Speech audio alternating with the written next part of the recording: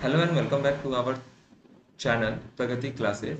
In this lecture, we will discuss about the rise of nationalism, the rise of nationalism in Europe. आज इस chapter में जो कि आपके क्लास 10 के लिए बहुत ही इम्पोर्टेंट है हिस्ट्री के लिए कि the rise of nationalism in Europe, इस चैप्टर में हम लोग यूरोप में किस तरीके से राष्ट्रवाद का उदय हुआ उसके बारे में हम लोग डिस्कस करेंगे। तो चलिए हम लोग आगे बढ़ते हैं, अपने स्लाइड में देखते हैं। देखिए, सबसे पहले इस चैप्टर में आपको जो कि एनसीईआरटी से हम लोग डिस्कस कर रहे हैं उसमें आपको सबसे पहले एक फिगर दिया है, जो एक डायग्राम है, पिक्चर है, जो कि बनाया गया है 1848 में फ्रेडरिक सोरी के द्वारा, जो कि एक फ्रेंच आर्टिस्ट था। prepared a series of four painting visualizing his dream of the world made up of democratic and social republic। ये जो फ्रेडरिक सोरी है वो 1848 में अपना ये फोर पेंटिंग का सीरीज बनाया, उसमें से एक पेंटिंग आपके पास सामने दिया हुआ है जिसका नाम उसने रखा क्या, डेमोक्रेटिक एंड सोशल रिपब्लिक, जिसको कि उसने कहा the first print of the series shows the people of Europe and America, men and women of all age and social classes marching in a long train। इस painting में उसने सबसे पहले क्या दिखाया कि सभी एज ग्रुप के मेन एंड वोमेन और हर समाज के हर वर्ग के जो लोग हैं वो लंबे प्रोसेशन में है, एक लॉन्ग मार्च में, एक रैली में है, जो कि है ना आगे की ओर बढ़ रहे हैं। और ये सारे लोग कहाँ के, यूरोप के, people of Europe and America. ये सारे लोग कहाँ के हैं, यूरोप और अमेरिका के हैं, हर एज ग्रुप के हैं, all age group, main and women है, और समाज के हर वर्ग के लोग इस प्रोसेशन में, इस मार्च में हिस्सेदारी है। And offering a homage to the Statue of Liberty as the passes by it, as they passes by. और इस पेंटिंग में ये दर्शाया गया है फ्रेडरिक सोरी के द्वारा कि उनके द्वारा इस स्टैचू ऑफ लिबर्टी को, इस स्टैचू ऑफ लिबर्टी को होमेज पे किया, एक श्रद्धांजलि व्यक्त किया जा रहा है लोगों के द्वारा, हर एज ग्रुप के मेन एंड वुमेन के द्वारा और हर समाज के वर्ग के लोगों के द्वारा। जैसे जैसे ये सभी इस स्टैचू ऑफ लिबर्टी को पास ऑन करते जा रहे हैं, पास करते जा रहे हैं, उस तरह से जैसे जैसे स्टैचू ऑफ लिबर्टी को ये सभी पास करें, अपनी अपनी श्रद्धांजलि यहाँ पर व्यक्त करते जा रहे हैं। As you would recall, artists of the time of the French Revolution personified liberty as a female figure। जैसा कि आप लोग फ्रेंच रिवॉल्यूशन के टाइम में हम लोग क्लास 9 में पढ़े होंगे, तो वहां पर आपको देखने को मिला होगा कि स्टैचू ऑफ लिबर्टी को पर्सोनिफाई किया, ये एक स्टैचू है, मूर्ति है, लेकिन इसको एक फीमेल फिगर की तरह क्या किया गया है, पर्सोनिफाइड किया गया है। एक फिगर, एक फीमेल फिगर है जिसको कि हम लोग लिबर्टी के नाम से जान रहे हैं, एज अ होमेज पे करने के लिए। और लिबर्टी का मतलब क्या होता है, तो स्वतंत्रता होता है, फ्रीडम होता है। Here you can recognise the torch of enlightenment she bears in one hand and charter of the rights of man in the other. यहाँ पर आप देख सकते हैं इस स्टैचू ऑफ लिबर्टी के एक हाथ में आपके क्या है, टॉर्च ऑफ इनलाइटमेंट है। टॉर्च ऑफ इनलाइटमेंट मतलब बुद्धि के लिए प्रतीक है। ये यहाँ पर स्टैचू ऑफ लिबर्टी के पास जो टॉर्च ऑफ इनलाइटमेंट है वो यहाँ दर्शा रहा है कि कैसे समाज आगे की ओर उन्नति के राह पर चलेगा। And she bears in one hand and the charter of the rights of man in other, और दूसरे हाथों में एक चार्टर है, एक डॉक्यूमेंट है जो मनुष्य के अधिकार के बारे में बताता है, rights of man in other. इसका मतलब, चार्टर का मतलब क्या बोलते हैं, डॉक्यूमेंट बोल सकते हैं आप। चार्टर का मतलब क्या होता है, डॉक्यूमेंट, जो मनुष्य के अधिकार के बारे में बात करता है। वो चार्टर एक हाथ में है स्टैचू ऑफ लिबर्टी के, और दूसरे हाथों में क्या है, टॉर्च ऑफ एनलाइटमेंट, जो कि बुद्धि का प्रतीक यहाँ पर दिखा रहा है। कैसे पूरा यूरोपियन समाज का उदय हो रहा है, कैसे उनकी एनलाइटमेंट हो रहे हैं, इसके बारे में वो दर्शा रहा है। On the earth in the foreground of the image like the shattered remains of the symbol of the absolutist institution। देखिए इस फिगर के अंदर जो सामने में तस्वीर आपको दिख रहा है, इस फोरग्राउंड में क्या दिख रहा है आपको, shattered remains of symbol absolutist institution। आपको उस मोनार्कियल फॉर्म ऑफ गवर्नमेंट, निरंकुश सरकार के ढांचाओं को बिखरे हुए दिखाया गया, जो कि अब यूरोप में लग रहा है कि खत्म हो जाएगा।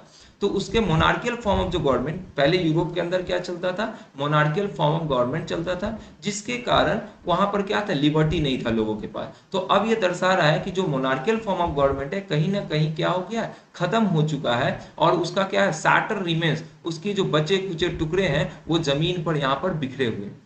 इन Sorrieu utopian vision, the people of the world are grouped as a distinct nations, identified through their flags, national costumes। और यूटोपियन विजन, यूटोपियन का मतलब क्या होता है आप यहाँ देख सकते हैं, यूटोपियन का मतलब क्या है, यहाँ पे लिखा हुआ है a vision of society that no डी a vision of society that is so ideal that is unlikely to actually exist। एक ऐसा समाज जो इतना आइडियल है, इतना उसके अंदर आदर्श है जो कि एक्चुअली एग्जिस्ट नहीं करता है। जैसे हमारे यहाँ इंडिया में हम लोग क्या कहते हैं, Ramraj.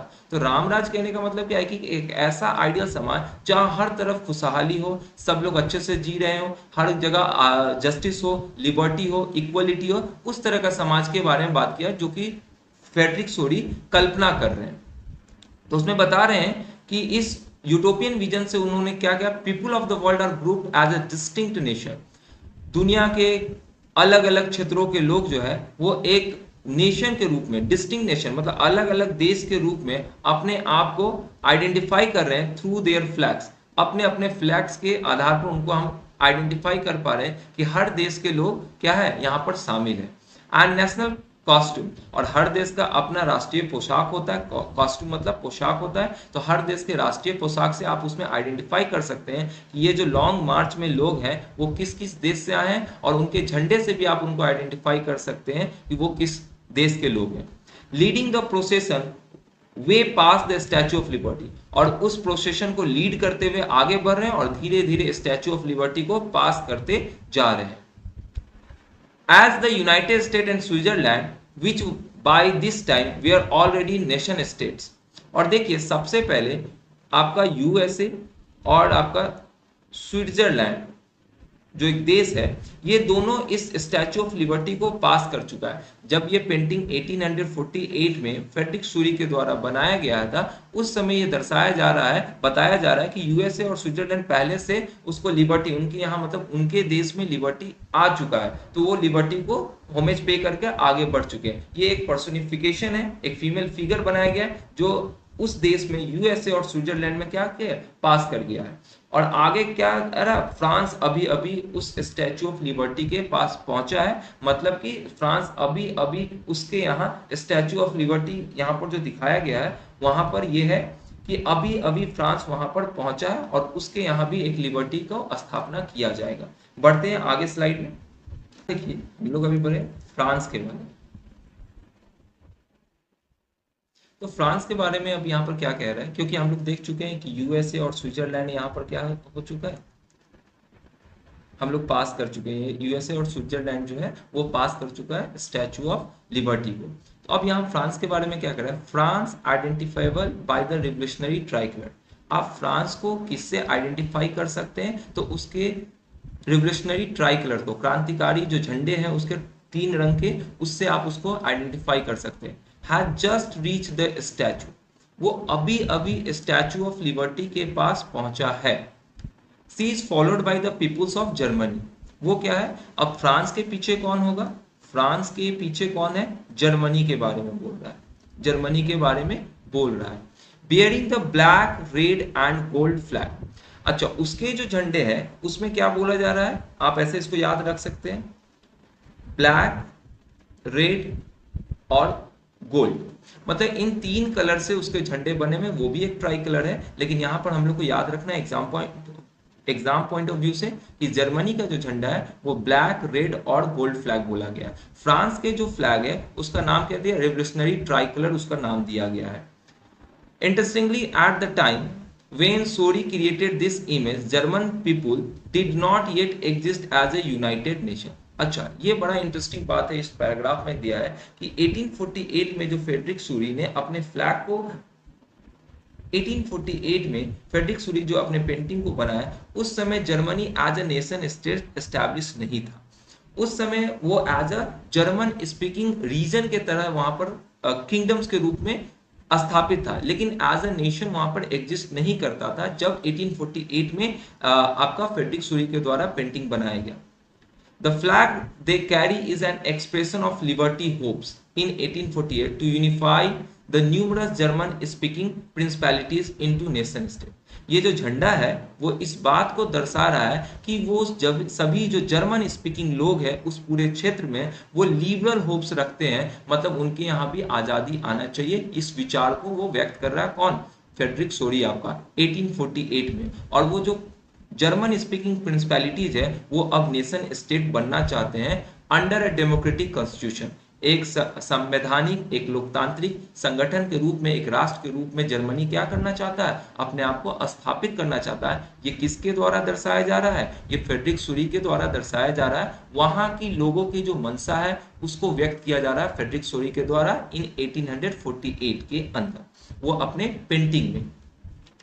Following the German peoples are the people of Austria. अब इसके बाद जर्मनी के बाद कौन आ रहे हैं, ऑस्ट्रिया आ रहा है। The kingdom of two Sicily, अच्छा ये पार्ट किसका है, इटली का पार्ट है।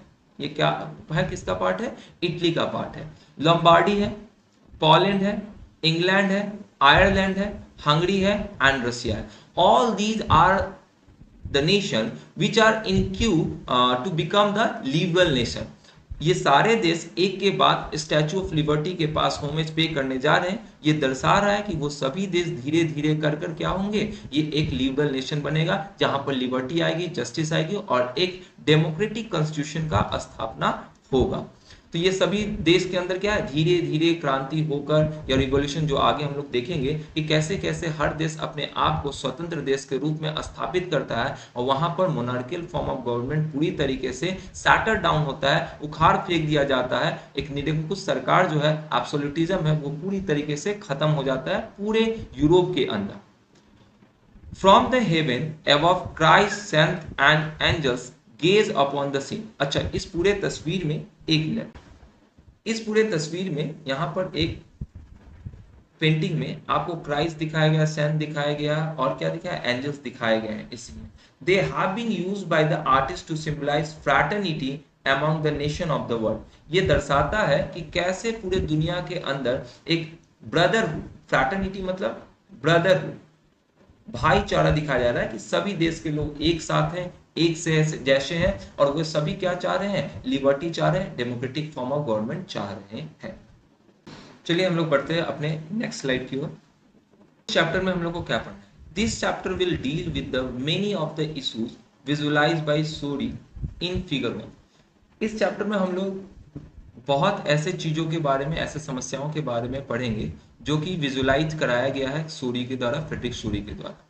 During the 19th century, nationalism emerged as a force which brought about sweeping changes in political and mental world of Europe. इस 19वीं सदी में 19th सेंचुरी के यूरोप को जब हम देखेंगे तो वहां पर एक राष्ट्रवाद का उदय हुआ है। इमर्जेस का मतलब उदय होना। एज अ फोर्स, एक बल के रूप में, एक शक्ति के रूप में राष्ट्रवाद का उदय हुआ 19th सेंचुरी में। क्योंकि 19th सेंचुरी से आप पहले देखिएगा यूरोप में तो वहां पर मोनार्कियल फॉर्म ऑफ गवर्नमेंट है, which brought about sweeping change in a political and mental world of the Europe। जहां पर देखने को मिला है कि वहां की जो राजनीतिक स्थिति है, पूरे यूरोप की जो राजनीतिक परिस्थिति है, स्थिति है, जो मानसिक दशाएं हैं लोगों के पूरे यूरोप के अंदर राजनीति में, वो पूरी तरीके से चेंज कर चुका है।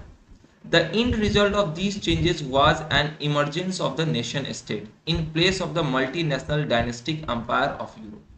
इसका परिणाम ये हुआ कि जिस तरह से लोगों के अंदर राजनीतिक बदलाव हुआ राष्ट्रवाद को लेकर, तो उसका ये परिणाम हुआ कि वहां पर नेशन स्टेट का उदय हुआ। Emergence of the nation state मतलब वहां पर क्या है, राष्ट्रवाद का उदय हुआ, जिसके कारण राष्ट्र का निर्माण होने लगा, जहां पर मल्टीनेशनल डायनेस्टिक एम्पायर था, जहां पर अलग अलग किंगडम के राजा हुआ करते थे। जैसे कि आप देख सकते हैं फ्रांस के अंदर लुइस 16 था, बॉर्बन डायनेस्टी का शासन था, ऑस्ट्रियन एम्पायर का शासन था, रशिया में अलग एम्पायर था, इटली में अलग अलग किंगडम्स थे। तो वहां पर अब वो सब खत्म होकर धीरे धीरे क्या हो गया, राष्ट्रवाद का उदय हुआ और राष्ट्रवाद के साथ साथ नेशन स्टेट का फॉर्मेशन हुआ।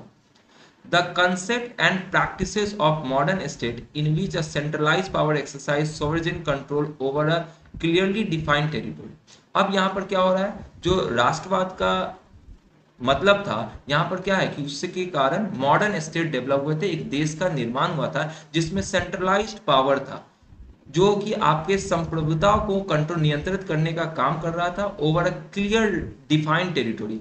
अब जो राष्ट्र का जो टेरिटरी था, क्षेत्र था, वो पूरी तरीके से परिभाषित था। मतलब क्या है कि आपका इतना दूर तक ये देश है, इस लेफ्ट में ये देश है, राइट में ये देश है, नॉर्थ में ये देश है, साउथ में, मतलब अगर मान लेते हम यहाँ पर एक देश का निर्माण करें तो ये इसके जो बाउंड्री है वो क्या है, डिफाइन है कि इससे बाहर वो कभी भी नहीं जा सकता है, इसके बगल में कोई दूसरा देश आपका होगा। तो आपका क्लियर बाउंड्री डिफाइन हो रहा है, नॉर्थ में, साउथ में, ईस्ट में, वेस्ट में, ये बात कहना चाह रहा है। Had been developed over a long period time, और ये लंबे समय में धीरे धीरे क्या हो गया, पूरे यूरोप में डेवलप हो गया। But a nation state was one in which the majority of its citizens and not only its ruler came to develop a sense of common identity and shared history or descent। यहाँ पर क्या बोल रहा है कि nation state जो है वो है जिसमें which the majority of its citizen and not only its ruler came to develop a sense of common identity। सिर्फ बहुमत में जो लोग हैं, सिटीजन जो,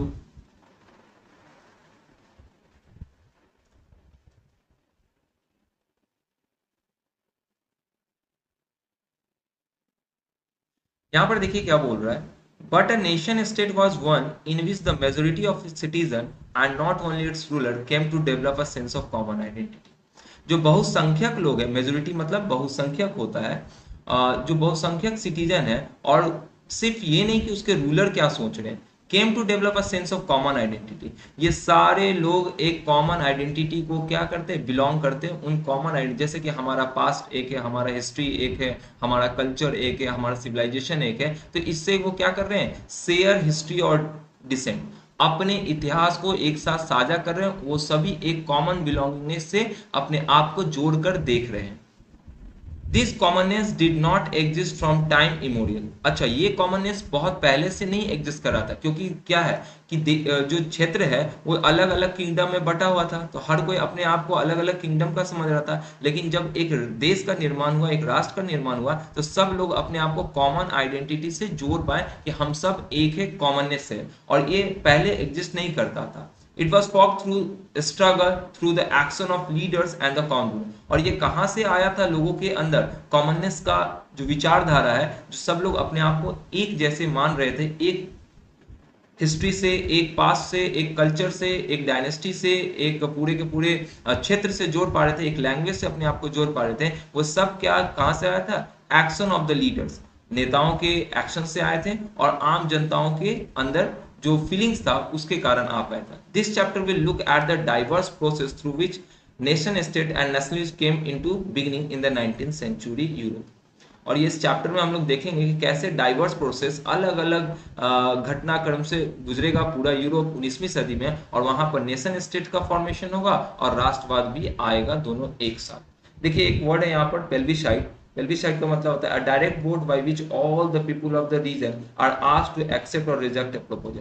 किसी भी प्रकार का प्रपोजल आएगा तो उसमें आप डायरेक्ट वोट कर सकते हैं, या तो आप यस कहेंगे या तो आप नो कहेंगे उस पर्टिकुलर किसी प्रपोजल पर। जैसे हम लोग मान लेते हैं कि एक प्रपोजल भारत के अंदर आ जाए कि आज से क्या है 25 साल के जो लोग होंगे वो क्या है वोट कर सकते हैं, और अभी 18 ईयर्स ऑफ एज है, तो एक प्रपोजल के तहत, सरकार के तहत आएगा, लेकिन उस पर या तो हम यस कहेंगे या तो नो कहेंगे। तो इस पर जो वोटिंग करने का डायरेक्ट तरीका है उसको हम लोग क्या कहते हैं, पेल्विसाइड कहते हैं।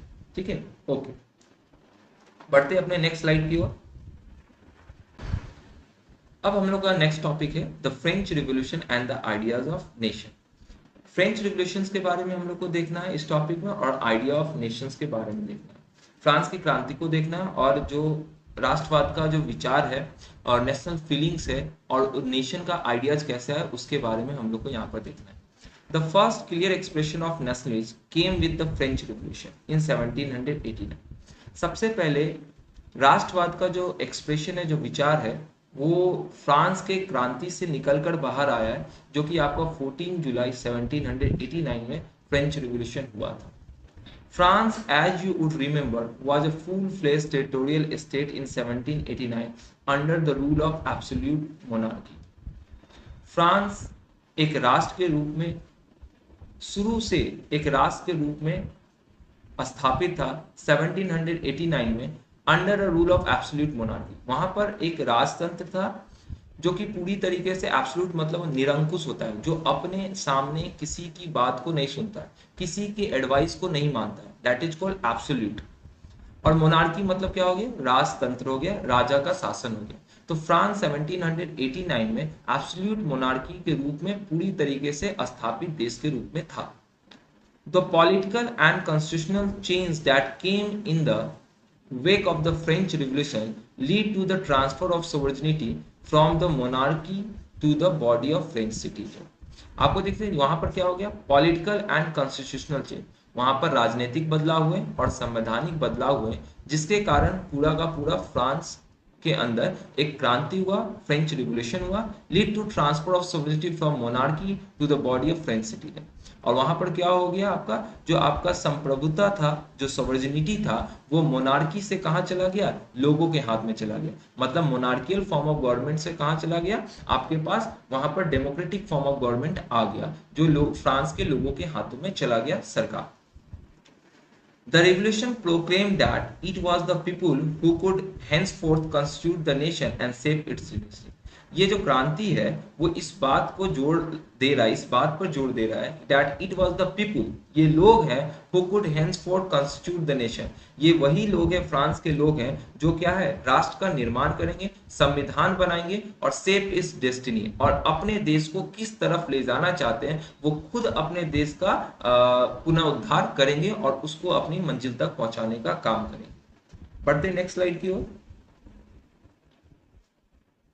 From very beginning, the French revolutionaries introduced various measures. शुरुआत से ही जो फ्रांस के क्रांतिकारी लोग थे वो कई सारे ऐसे कार्य किए जिससे कि फ्रांस के लोगों की जो क्रिएशन है, वो जो क्रिएट करना चाह रहे हैं फ्रांस में, वो चेंज कर सके। And practice that could create a sense of collective identity amongst the French people.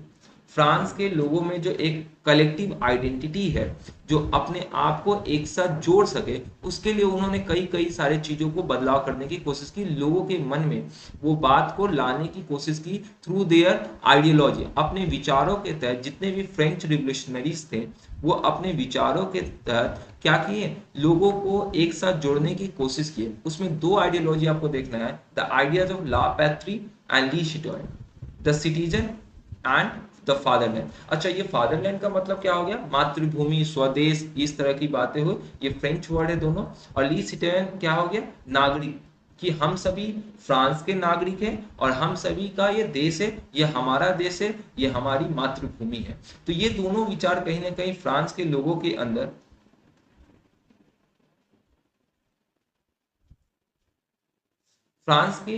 के अंदर लाने का काम किया फ्रेंच रिवोल्यूशनरीज के द्वारा।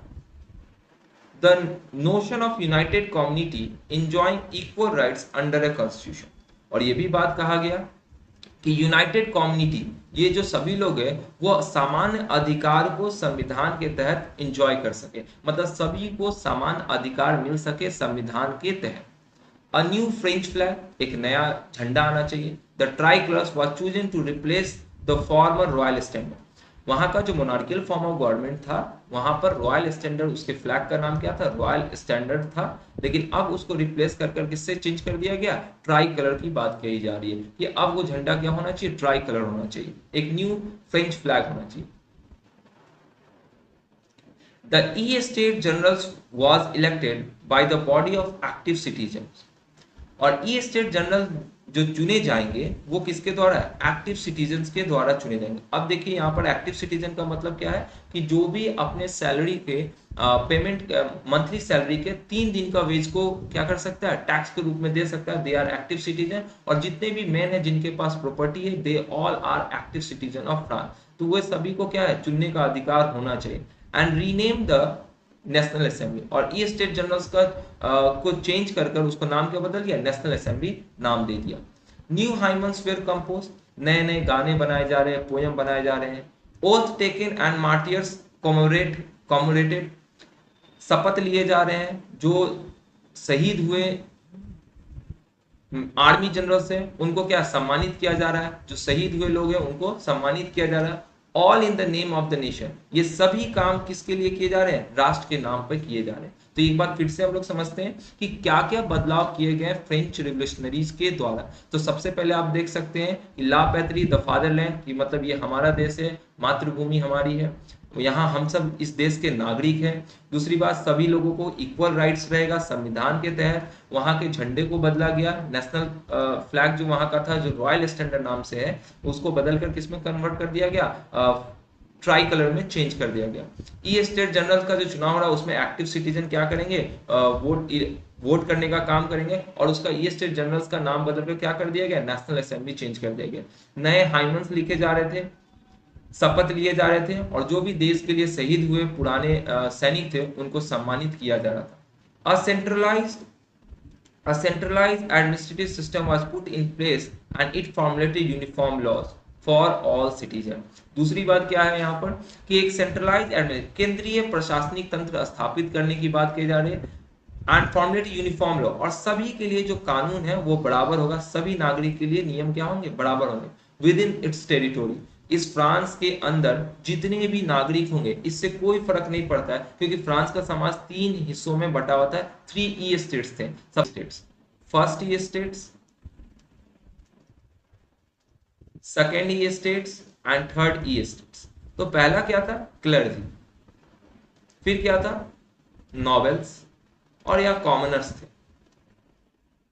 तो अब क्या था कि पहले क्लर्जी लोग को ये प्रिविलेज था कि उनको कोई टैक्स पे नहीं करना है, नॉवेल्स को भी कोई टैक्स पे नहीं करना है, लेकिन जो ये कॉमनर्स थे उनको टैक्स पे करना चाहता है। तो ये तो यूनिफॉर्मिटी नहीं दिखा रहा है ना, समाज कैसे बटा हुआ है कि अलग अलग हिस्सों में बटा हुआ है, जिसमें क्या है किसी को टैक्स पे करना है, किसी को टैक्स नहीं पे करना है। लेकिन यहाँ पर हम लोग देख रहे हैं कि जिस फ्रांस की बात की जा रही है वहां पर क्या है, कॉन्स्टिट्यूशन होगा, सेंट्रल एडमिनिस्ट्रेटिव सिस्टम होगा, और क्या होगा, uniform laws for all citizen होगा विद इन इट्स टेरिटोरी। सभी नागरिक के लिए यहाँ पर समान नियम होंगे। Internal custom duties and dues were abolish and uniform system of weight and measures were adopted. Internal custom duties हटा दिए जाएंगे, जैसे कि आप अपने ही देश के अंदर, जैसे ये फ्रांस मान लेते हैं, तो फ्रांस के अंदर एक मान लीजिए डिस्ट्रिक्ट से दूसरे डिस्ट्रिक्ट जा रहे हैं तो उसके लिए इंटरनल कस्टम ड्यूटीज पे करना पड़ता है, लेकिन अब इस ड्यूटीज को हटा दिया गया, रिमूव कर दिया गया। And due were abolish and uniform system of weight measures were adopted. और यहाँ पर क्या है, एक uniform system of weight measures establish किया जाने की बात कही जा रही है। Regional dialects were discouraged and French as it was spoken and written in Paris became the common language of the nation। और क्या है, रीजनल डायलेक्ट, जो क्षेत्रीय भाषा है, बोलचाल की भाषा है, उसको डिस्करेज किया जा रहा है, मतलब उसको लोगों को बोला जा रहा है क्या कि अब ज्यादा आप इसको इस्तेमाल नहीं करिए, हम लोग एक भाषा इस्तेमाल करेंगे पूरे फ्रांस के अंदर, that is called French language. और and written in Paris became the common language of nation. और ये क्या हो गया कि एक सामान्य भाषा, फ्रांस के अंदर फ्रेंच लैंग्वेज वहां के लोगों के सामान्य भाषा के रूप में स्थापित करने की बात कही जा रही है। ये सारा बात किसके द्वारा किया जा रहा है, शुरुआत में फ्रेंच रिवोल्यूशनरीज के द्वारा किया जा रहा है। These all changes are wanted by the French revolutionary in France during their revolutionary time period. So now we will discuss over the next paragraph. The revolutionaries further declared that it was the mission and the destiny of the French nation to liberate the people of Europe from despotism। तानाशाह सरकार से, तानाशाह शासन से किस प्रकार से पूरे यूरोप के लोगों को लिबरेट, आजाद कराना है, और क्या, and the destiny of the French nation, और फ्रांस किस प्रकार से उसकी जो आगे दशा होगी या उसका जो मंजिल होगा वो किस तरह से होगा, उसका भविष्य क्या होगा, वो क्या है, रिवोल्यूशनरीज का फर्दर विजन था। तो ये बोल रहा है the revolutionary further declared it was the mission. Revolutionary जितने भी क्रांतिकारी लोग थे फ्रांस के अंदर, वो उनका एक मिशन था कि डेस्टिनी ऑफ फ्रेंच नेशंस, मतलब फ्रांस का क्या भविष्य होगा, और फ्रांस के लोगों को लिबरेट करने के साथ साथ यूरोप के जनताओं को भी लिबरेट करना है तानाशाह सरकार से। डेस्पोटिज्म मतलब क्या होता है, तानाशाह होता है। In other words to help other peoples of Europe to became nation. और फ्रांस तो अपने आप को नेशन स्टेट बनाएगा जिसके अंदर संविधान है और संविधान होगा, कॉन्स्टिट्यूशनल फॉर्म ऑफ गवर्नमेंट होगा, लेकिन उसके साथ साथ यूरोप के भी जितने भी लोग हैं उनको भी एक नेशन स्टेट्स के रूप में एस्टैब्लिश करने का काम कर रहा है। ये कौन लोग हैं, ये फ्रेंच रिवोल्यूशनरी लोग हैं। When the news of the event in France reached the different cities of Europe, students and other members of educated middle class began setting up Jacobins clubs। अब देखिए यहाँ पर क्या बोल रहा है, जब ये बात, जो क्रांतिकारी का जो विचारधारा था जो उसका मिशन था, जब यूरोप के लोगों के बीच में पहुंचा और अलग फ्रांस से, ये जो बात फ्रांस से रीच करके डिफरेंट सिटीज ऑफ यूरोप तक गया, यूरोप के अलग अलग शहरों तक पहुंचा, तो वहां के जितने भी बच्चे थे और जितने भी पढ़े लिखे मध्य वर्ग के लोग थे, वो सभी मिलकर क्या बनाने लगे, जैकोबिन्स क्लब बनाने लगे, जैकोबिन्स क्लब बनाने लगे। Their activities and the campaigning prepared the way for French armies which moved into Holland, Belgium, Switzerland and much of the Italy in the 1790s। और उसके जितने भी एक्टिविटीज थे और कैंपेनिंग था, वो एक रास्ता बनाया, prepare the way for the French आर्मीज। मतलब जब फ्रेंच आर्मी कहीं जा रहा है तो उसके लिए सबसे पहले वो विजन तैयार कर दिया, उसके लिए पहले से एक प्लेटफॉर्म तैयार कर दिया कि ये फ्रांस का आर्मी जो हमारे यहाँ आ रहा है, फ्रांस से निकलकर दूसरे मुल्कों में जा रहा है, यूरोप के अलग अलग देशों में जा रहा है, जो कि आपका हॉलैंड है, बेल्जियम है, स्विट्जरलैंड है और इटली के कई क्षेत्र में, तो वहां पर उसका वेलकम किया जा रहा है और उनको क्या है, स्वागत किया जा रहा है उनका। क्योंकि जैकोबिन्स क्लब के जितने भी एक्टिव मेंबर थे, वो सभी क्या है कि फ्रांस, हमारे फ्रांस के आर्मी आए हैं, हमारे यहाँ भी क्या है, राष्ट्रवाद के विचारधारा को लेकर एक नेशनल सेंटिमेंट्स को जगाने आए हैं और हमें तानाशाह सरकार से आजाद करने आए हैं, डेस्पोटिज्म से, मोनार्कियल फॉर्म ऑफ गवर्नमेंट से निकालने आए हैं। With the outbreak of Revolutionary War, the French army began to carry the idea of nationalism abroad। और क्या है, जब क्रांति भड़का, जो रिवोल्यूशन वॉर चालू हुआ, रिवोल्यूशनरी वॉर चालू हुआ, तो फ्रेंच आर्मी जो है वो अपने साथ क्या लाया, नेशनलिस्ट आइडियोलॉजी लाया, राष्ट्रवाद का विचारधारा अब्रॉड ले जाने का काम किया, अपने साथ विदेशों में ले जाने का काम किया।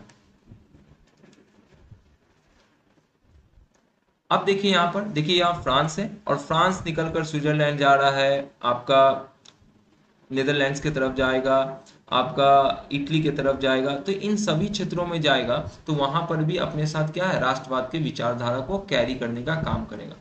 With a wide swath of the territory that came under his control, Napoleon set up का है बोलते हैं। Within the wide swath of territory that came under his control, Napoleon set about introducing many of the reforms that he had already introduced in France।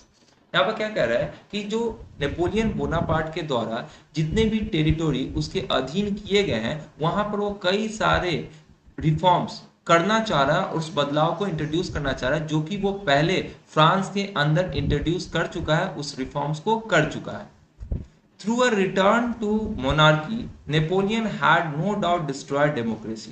वापस से France के अंदर Napoleon Bonaparte के द्वारा मोनार्कियल फॉर्म ऑफ गवर्नमेंट आ गया है और उसने क्या किया है, पूरी तरीके से लोकतंत्र को खत्म कर दिया, डिस्ट्रॉय कर दिया। But in the administrative field he had incorporated revolutionary principle in order to make the whole system more rational and efficient। लेकिन जब आप प्रशासनिक क्षेत्रों में देखेंगे तो उसने कई सारे क्रांतिकारी बदलाव सिद्धांत को लागू करने का काम किया है, जिसमें क्या है कि पूरे तंत्र को रैशनल, क्या तर्कपूर्ण और इफिशिएंट बना दिया, ज्यादा योग्य बना दिया है।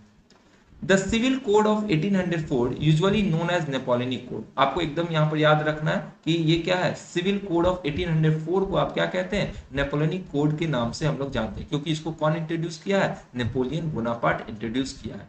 Did away with all the privilege based on birth. और उस नेपोलियनिक कोड में क्या है, अब हम लोग पढ़ेंगे कि नेपोलियनिक कोड में क्या क्या बताया जा रहा है, इसको यहाँ पर ध्यान से समझना है। एक एक पॉइंट हम लोग क्लियर करते चलेंगे कि नेपोलियन कोड में सबसे पहला क्या कर रहा है कि did away with all privilege based on the birth. जन्म के आधार पर जितने भी आपको सुविधाएं मिल रहे हैं, आपको प्रिविलेज मिल रहे हैं, विशेष अधिकार मिल रहे हैं, उन सब को खत्म कर दिया गया है नेपोलियन कोड के अंदर। Establish equality before the law.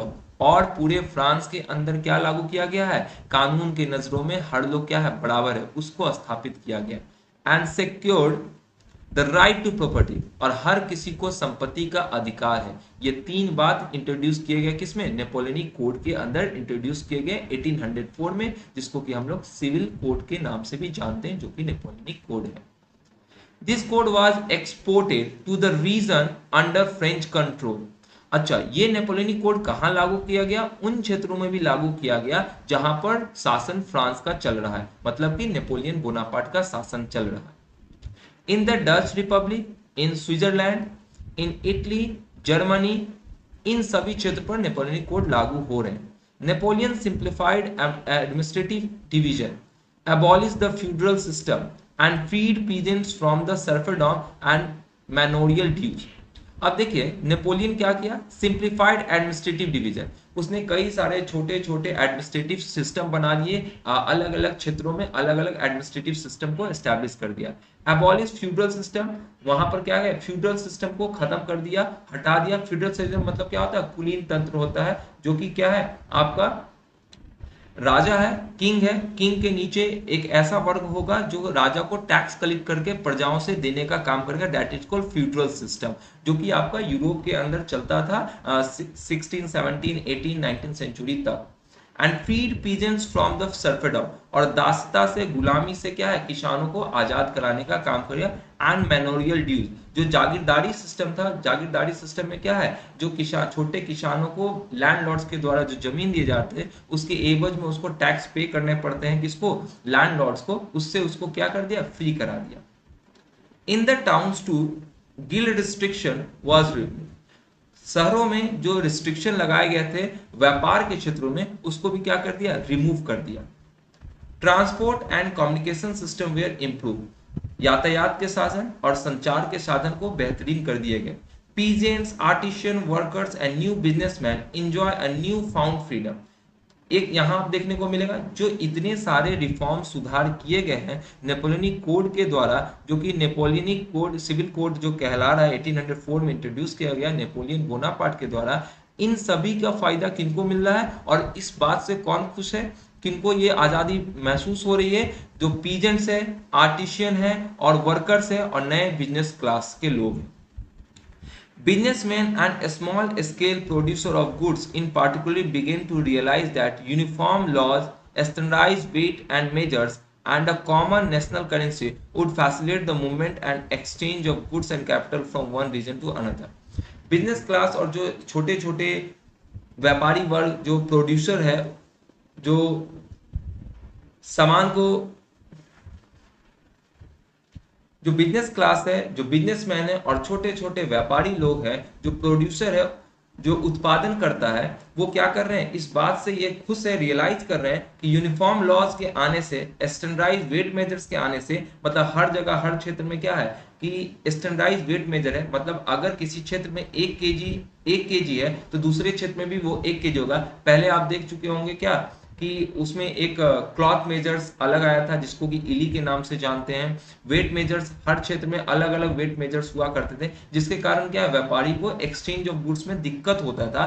और करेंसी भी स्टैंडर्डाइज कर दिए गए थे, नेशनल करेंसी इंट्रोड्यूस कर दिया गया था। इन सब के कारण क्या है, एक क्षेत्र से दूसरे क्षेत्रों में सामान का आना जाना और कैपिटल का, पूंजी का आना जाना आसान हो गया था, बेहतर हो गया था। किसके टाइम पीरियड में, नेपोलियन बोनापार्ट के टाइम पीरियड में, जो कि इंट्रोड्यूस किया गया किसके द्वारा, नेपोलियन बोनापार्ट के द्वारा, जिसका कोड है नेपोलियनिक कोड के नाम से भी जानते हैं और उसको सिविल कोड के नाम से, जो कि इंट्रोड्यूस हुआ 1804 के अंदर।